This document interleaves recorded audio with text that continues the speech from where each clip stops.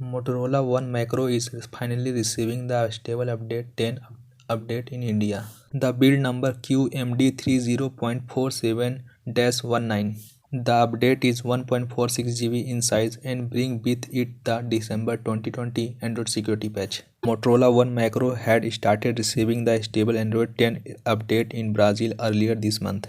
The update had started rolling out for limited Motorola One Macro users in India in November 2020 as part of the shock testing phase. Motorola One Macro users in other regions will soon receive the update as well. Motorola is rolling out Android 10 to Motorola One Macro at time when phones from other companies are receiving Android 11.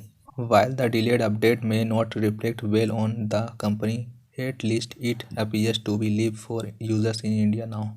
If you have not received a notification about the update, head over to settings to check if it has rolled out for you. Subscribe now my YouTube channel, like, comment and share now, and thanks for watching.